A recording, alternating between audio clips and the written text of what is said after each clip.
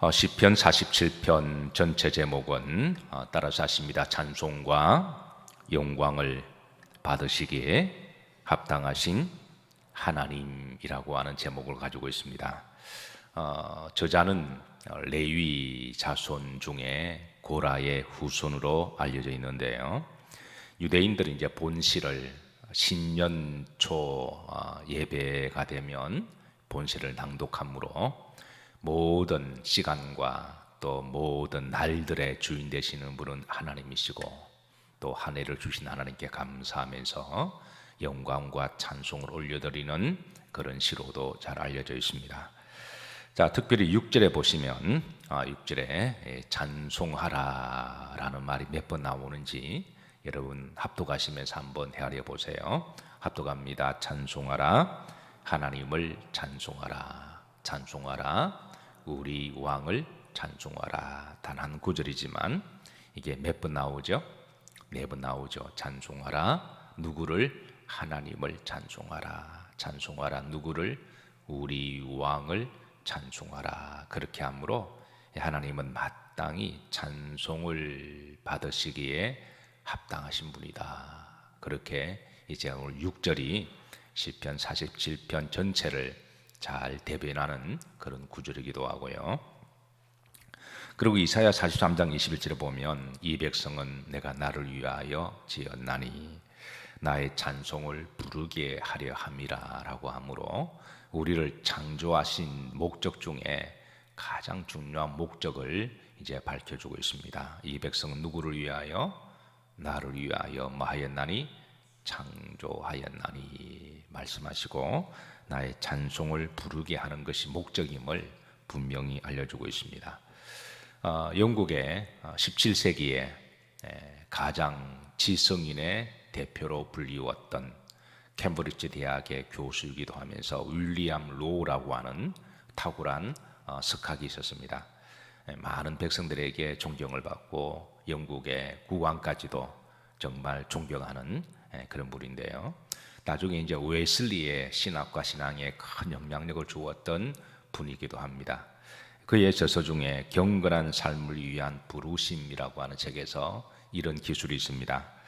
세상에서 가장 훌륭한 성도는, 또 하나님이 기뻐하시는 성도는 선행을 많이 하거나 구제를 많이 하거나 금식을 많이 하거나 기도를 많이 하는 것보다도 하나님께 온전히 찬송으로 올려드리는 성도다. 그렇게 기록하고 있습니다. 그렇다고 구제나 선행, 금식을 부인하는 건 뭐 이렇게 그걸 약화시키는 건 아닙니다. 당연히 성도로서 해야 될 일이지만 우선순위가 하나님을 찬송과 영광 올려드리는 그런 믿음이 건강하지 아니하고 구제과 선행한다면 그건 자기 의를 드러내는 거잖아요. 그러니까 우리가 선행하는 목적도, 구제하는 목적도, 금식하는 목적도 하나님을 찬양과 영광 올려드리기 위한 것임을 목적으로 하고, 그리고 찬송과 구제를 많이 하더라도 하나님께 영광과 경배를 드리지 않는다면 하나님은 그 별로 기뻐하지 않으신다라는 거예요. 하지 말라는 거 아닙니다. 우리의 신앙의 자세를 뭐가 제일 중요한지를 무엇부터 항상 베이직임을 우리에게 알려주고 있는데요. 찬송과 경배는 마땅히 성도해야 될 일이고 또 하나님이 가장 기뻐 받으시는 성도의 신앙 고백임을 믿으시기를 주의 이름으로 축복합니다. 이런 점에 있어서 오늘 시편 47편 6절은 따라서 하십니다. 찬송하라, 누구를? 하나님을. 찬송하라, 누구를? 우리 왕을 찬송하라. 찬송을 4번 강조하므로 하나님께 천지만물을 창조하시고 섭리하시고 통치하시고 또 사랑으로 다스리시고 우리를 용서하시고 우리를 축복하시고 우리를 구원하시는 하나님께 찬송함이, 제가 늘 강조하지만 그거는 마땅한 일이고 옳은 일이고 합당한 일이고 이 세상에서 가장 보람된 일이고 또 거룩한 일인 줄로 믿으시기를 주의 이름으로 축복합니다. 하나님은 찬양 받으시기에 합당하신 분입니다.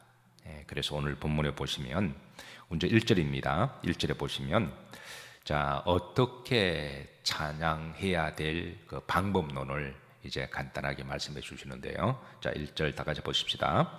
너희 만민들아 손바닥을 치고 즐거운 소리로 하나님께 외칠지어다. 물론 우리 찬송은 항상 영적으로 그리고 마음으로 신령과 진정으로 찬송과 예배함이 이제 항상 기본이지만, 그러나 이 몸의 언어를 통해서 때로는 손바닥을 치고 또 온몸을 통해서 하나님 앞에 찬양 드려야 됨을 알려주고 있어요. 아이들이 신나면 막 몸이 막 움직이잖아요. 그 아무리 몸치 박치라고 할지라도 흥겨운 노래나 자기가 좋아하는 18번이 나오거나 또 아무리 노래를 못하더라도 뭐 노래방 가면 또 마이크를 잡으면 뭐 몸을 좀 흔들어, 이게 자연스러운 몸의 반응이죠. 마찬가지로 영적으로 우리가 기쁘고 은혜가 충만하면 주의 성전에 와서 자연스럽게 우리가 몸을 통해서도 찬양하는 게 자연스럽고, 그게 쑥스러운 게 아니라, 그게 부끄러운 게 아니라, 그리고 때로는 박수를 치고 손으로 올리는 것이 자연스러운 그 신앙의 몸의 언어라고 하는 것이죠. 그래서 그런데 신앙생활을 처음 시작하게 되면 노래방 가서는 그냥 뭐 몸을 비틀고 뭐 춤도 추고 팔딱팔딱 뛰는 사람이 교회에 와서만은 그게 쑥스럽게 생각한다면 우리가 하나님께 예배드리고 찬송하는 게 노래방 노래보다 못하냐라고 우리 스스로 질문할 수도 있습니다. 하나님께 우리가 춤을 추는 것이 사람들 앞에 어떤 사람은 넥타이를 뭐 머리에 매기도 하고 그러더군요. 정말 별짓을 다 하는데 그렇게 어리광도 피우고 상사 앞에서 근데 하나님 앞에 우리가 거룩한 몸으로 자연스럽게 찬양하는 게 그게 부끄러운 일이냐, 그게 창피한 거냐, 용서하시고 들으세요. 젊은이 말 맞다나 그게 쪽팔린 거냐. 그렇다면 우리가 하나님 앞에 신앙에 대해서 너무 이렇게 좀 격화시키는 게 아닌가. 그래서 그렇다고 뭐 찬양할 때마다 우리가 손을 들어 박수 칠 필요는 없지만, 그러나 내 마음 감동을 주시면 다윗이 법궤 앞에서 왕인데 막 춤을 췄잖아요. 그건 그만한 가치가 있다고 생각했기 때문에 그렇게 한 거죠. 그렇다고 다윗이 아무 사람 앞에 춤추는 사람도 아니고, 근데 그 마음이 너무 기쁘고 즐거우니까 그 은혜와 감동을 어떻게 감출 수가 없어서 그게 자연스럽게 나타나는 것이 그 신앙의 모습이라면 하나님이 그런 다윗을 보고 얼마나 기뻐하셨어요. 내 앞에 춤추고 기뻐하는 그 모습이 하나님이 가장 보고 싶은 모습이 아닐까요? 그런데 세상 노래 앞에서는 막 고개를 그냥 헤드빙 돌리고, 막 어떤 사람은 그냥 그 휴지 가지고 또 별짓 다 하더군요. 휴지 가지고 넥타이 메고 그렇게 춤추고 막 그렇게 하는 사람, 교회 와서 찬양하는데 소극적이다. 이건 신앙을 한번 좀 점검해 볼 필요가 있습니다. 차라리 역으로 세상 사람들이나 또 노래방 가서 우리가 소극적인 건 괜찮습니다. 그런데 교회 와서 우리가 기뻐하고 즐거워하면 그게 더 맞는 게 아닌가요? 그래서 신앙생활을 처음 하게 되면 그걸 잘 모르니까 박수 치라 그러면 꼭 박수 쳐야 되냐, 끝까지 안 치는 사람이 있어요. 손 들라 그러면 끝까지 안 들어요. 그러니까 처음이니까 이해가 돼요. 처음이니까. 저도 처음 신앙생활 할 때에 교회에서 박수 치고 어떤 사람은 손들어 찬양하니까 그 어색하기도 하고 왜 저렇게 하나. 그런데 나중에 하나님 은혜가 녹아 들어가고 하나님이 어떤 분이신지를 알게 되고 그분이 나에게 베풀어 주셨던 구원과 사랑이 어떤 것인 줄 알고 또 성령을 체험하게 되면 자연스럽게 박수도 치게 되고 그리고 손을 들어 찬양하기도 하고, 이런 몸의 언어, 몸의 언어를 통하여 성령께서 감동을 주시면 그렇게 박수로 하나님을 찬양하고 또 소리쳐 하나님을 찬양하고 온몸으로 하나님을 기뻐할지어다 라고 오늘 1절에 그렇게 우리들에게 알려주고 있습니다. 그렇다고 뭐 억지로 할 필요는 없어요. 자연스럽게 그 곡이나 성령이 감동 주시면 그렇게 내 사랑을 고백하는데 그게 뭐 이상한 건가요? 그게 자연스러운 거죠. 그래서 다윗은 기뻐했고 미갈은 다윗 왕에게 나중에 천박하게 뭐하는 짓이냐고 그렇게 고상을 떨더니 나중에 하나님께 미움을 받았죠. 그래서 오늘 시편 기자는 말하기를 이제 우리 손을 들고 몸을 통하여 어떻게 찬양해야 될 그런 이제 방법을 우리들에게 알려주고 있습니다. 2절부터는 이제 찬송해야 될 이유를 이제 2절부터 4절까지는 총 5 이유를 밝히고 있는데요. 첫 번째는 2절에 무하신 여호와는 지존하신, 지존은 가장 높은 분을 말하죠.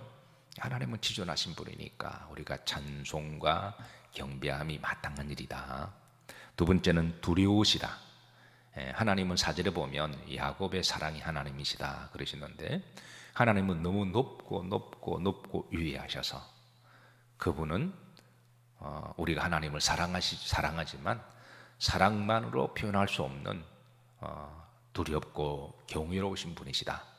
워낙 높으신 분이어서 그분을 사랑이란 단어 하나만으로 다 표현할 수가 없어서 그분의 하실 일과 그분의 깊고 넓으심이 너무 엄청난 분이어서 하나님을 두려움의 하나님이다 이렇게 표현하고 있는 거죠. 세 번째는 온 땅의 큰 왕이 되심이기 때문이다. 모든 왕 중에 왕이심을 하나님께 백성이 왕을 칭송하는 것이 마땅하듯이 성도가 하나님을 이제 영광 올려드리는 것이 마땅한 일이다. 자, 네 번째 3절입니다. 여호와께서 만민을 우리에게 나라들 우리 발 아래 뭐하게 하시며 복종하게 하신다. 이 말은 통치하시고 다스리시는 하나님이시다. 하나님은 천지를 창조하셨지만 하나님은 통치하시고 다스리시는 하나님이시기 때문에 우리가 하나님께 찬송함이 마땅한 일이다. 자, 네 번째 4절입니다. 다섯 번째입니다. 합독합니다. 우리를 위하여 기업들을 택하시나니 곧 사랑하신 야곱의 영화로다 그랬습니다. 이게 보시면 하나님의 속성 사랑을 한번 언급하죠. 야곱의 사랑하신 하나님이시로다. 이게 이제 두려움에 반대되는 개념 같지만 그러나 큰 틀로 보면 하나님의 속성 안에 같이 들어가 있는 거죠. 이 앞에 보시면 자, 우리를 위하여 뭐를 택하시나니 기업을 택하셨다. 원문에 보시면 기업들이라고 되어 있습니다. 그러니까 우리를 위하여 기업들을 이제 택하셨다. 이거는 하나님이 그 사람에 맞는 그 사람의 믿음과 그 사람의 거룩과 그 사람의 직분에 맞는 기업들을 하나님이 택하여 맺다 주셨다라는 거예요. 그 하나님의 기업을 우리에게 각 사람에 맞게 주셨다 그랬는데 자, 성경에 보면 자, 하나님이 준비하신 기업들이 많습니다. 그 기업들을 하나님이 이제 때를 따라 주시는데요. 우선 레위기 25장 23절에 보면 하나님은 이스라엘 백성들에게 땅을 기업으로 주심이요라고 그렇게 알려주고 있습니다. 그래서 레위기 25장 자 24절 보면 합독합니다. 너희 기업의 온 땅에서 그 토지 무르기를 허락할지니. 자, 애굽에서 출애굽에서 하나님은 이스라엘 땅을 주시면서 이 땅이 내가 너희들에게 주는 선물이다, 기업이다 그렇게 하시면서 하나님은 필요하시면 또 땅을 기업으로 주시는 하나님이심을 그렇게 드러내고 있습니다. 신명기 18장 1절 2절에서는 레위 지파들이 하나님의 기업이다라고 이제 그 직분에 맞는 그 사명에 맞는 또 그 기업을 이렇게 말씀하시는데요. 자, 합독합니다. 레위 사람과 제사장과 레위의 온 지파는 이스라엘 중에 분깃도 없고 기업도 없을지니 그들은 여호와의 화제물과 그 기업을 먹을 것이라 그랬습니다. 2절입니다. 그들의 형제 중에서 기업을 가지지 않을 것은 여호와께서 그들의 기업이 되시미니 그들에게 말씀하심 같으니라. 자, 레위 지파에게는 그 하나님의 직분의 콜링의 소명과 사명의 특성 때문에 세상적인 땅의 기업이나 세상적인 어떤 물질의 기업 이런 것들은 없을지라도 하나님이 기업이 되신다라는 거예요. 그런데 하나님만의 모든 것이 다 들어가 있으니까 그래서 레위 지파는 하나님 일을 하는 사람이잖아요. 그래서 하나님 일만 잘하면 하나님이 나머지를 더 물어주신다는 겁니다. 오늘 이 시대 레이지파는 여러분 주의 일을 하는 뭐 목회자 또 풀타임 사역자를 포함하기도 하고 또 성도도 포함되기도 하죠. 그래서 너희는 먼저 그의 나라와 그의 일을 구하라. 그래 하면 이 모든 것을 뭐 하신다? 더하신다. 아침에 우리 직원들과 이제 늘 경건 예배를 드릴 때마다 제가 가끔 강조하는 게 그래요. 우리는 예수님 때문에 사는 사람들이다. 우리는 예수님 때문에 성도들에게 분에 넘치는 때로는 식사 하나 대접을 받아도 우리가 무엇인데 성도들이 식사 대접을 하나요? 그 성도들이 우리가 주의 일을 하기 때문에 대접을 하는 거잖아요.